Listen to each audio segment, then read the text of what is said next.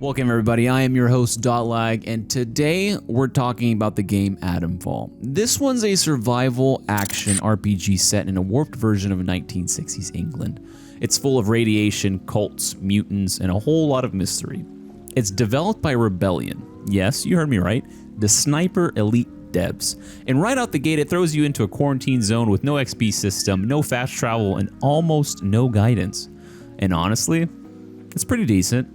It's not amazing, it's not awful, it's just one of those games that's solid for a single playthrough, leaves a vibe, and then quietly walks off into the fog.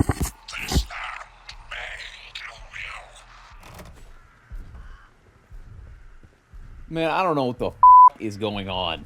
So today, we're breaking down what works, what doesn't, and whether Atomfall is worth stepping into, even if it's just once. So with that being said, let's talk about what Atomfall actually is and how it plays.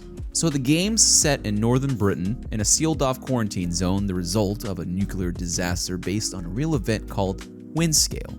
5 years later, you wake up in a bunker with someone bleeding out, no memory, and no idea what the hell is going on. Who are you? What are you doing in here? I thought this place was secure.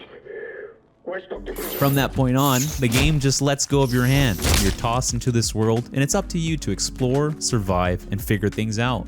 There's no big exposition dump, no 30-minute intro cutscene. You get the bare minimum, and the rest is on you. And honestly, I like that. You're just as lost as your character, which weirdly works. The overall setup isn't anything new. Shady government projects, radiation, cultists, monsters, and all that. But the way it's delivered is what makes it interesting. You're following leads, talking to weird characters, finding audio logs, and slowly connecting the dots. The game doesn't spell things out, you kinda just stumble into answers. The world itself is open, but not massive. You're not climbing towers or filling your maps with icons. It's a handful of connected areas that you learn by walking through them. No fast travel, but shortcuts pop up naturally, and getting around never really feels like a chore. Exploration is where Atomfall is at its strongest. You find locked bunkers, random side quests, little puzzle rooms, hidden loot stashes, and it rewards you for being nosy. You might walk into a quiet forest and discover a full-on underground lab, or head into a tiny house and trigger a whole new storyline. Stuff like that kept me going. Visually, the world's got that post-nuclear look down, lots of green hills and broken fences. Some areas look like nature's taken the land back, and others are just charred, blown out messes. And even though it's always sunny, something about it just feels off in a good way, like it's stuck in time. Also, it's very British. Heavy accents, slang, weird regional phrases. You'll definitely hit a few words where you're like, was that even English? But no offense, it's got that charm, but be ready to feel slightly out of the loop if you're not from the UK. Not seen you around this stretch before. How do? Where did you come from then? Overall, the world feels alive enough to explore and dead enough to feel dangerous. It's a cool balance, but the moment you run into actual combat, well, that's where things really start to fall apart a bit. Hang on, it's not that bad. Moving on to the combat portion, if you're playing on survival difficulty, listen up. You better learn quick that charging in is just asking to get full health. Melee, absolute garbage. It's like fighting a bear with a pool noodle. You miss half your swings and enemies hit like trucks. Guns, if you're not using the modified JM3, then you're basically wasting your time. That thing is a laser beam with a scope. High damage, high fire rate. It's just built different. Ammo though, yeah, good luck with that, man. You'll be lucky if you find more than one bullet at a time. Seriously, aim for the head. Save your bullets, or you're gonna have a real bad time. Stealth, it exists, but you're basically a ghost if you're hiding in grass until someone gets too close and then boom, spotted, panic, oh god, and then you're dead and then reload your last save game, try again. So yeah, combat's not great, stealth's kind of busted, but you play it smart. Grab that JM3 and aim for the dome. You'll make it out alive. Maybe. How many bullets are you gonna take?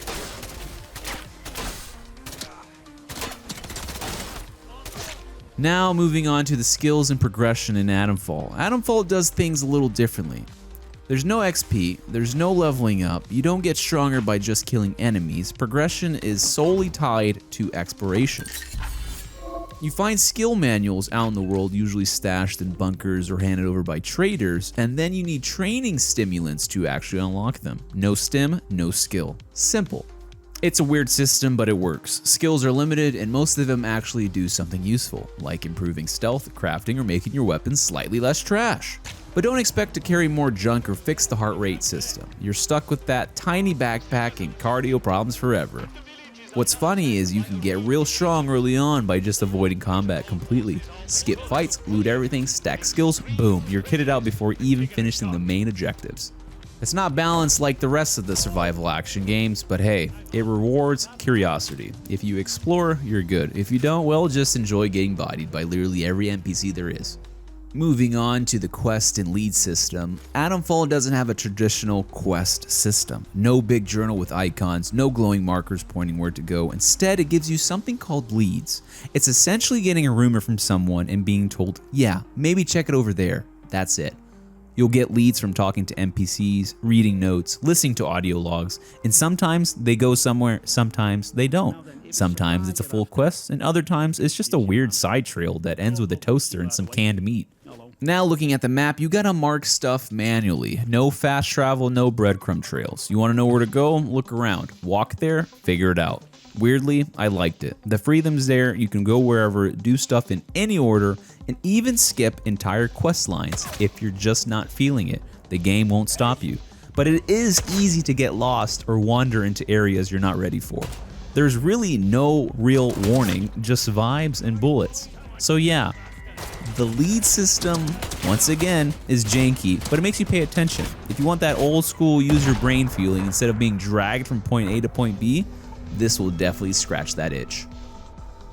And now to wrap this video up, Atomfall, for what it is alright. The world is cool, the mystery is engaging, and the freedom just to wander around and do stuff your own way, kinda refreshing. The downsides is that the combat's a little weird, stealth is, you know, what it is, and the mechanics feel like they're duct taped together sometimes. But if you're into exploring weird, broken worlds and figuring things out on your own, this is definitely gonna hit that spot. For me, it was a solid one and done experience. I enjoyed the ride, but I'm probably not gonna go back.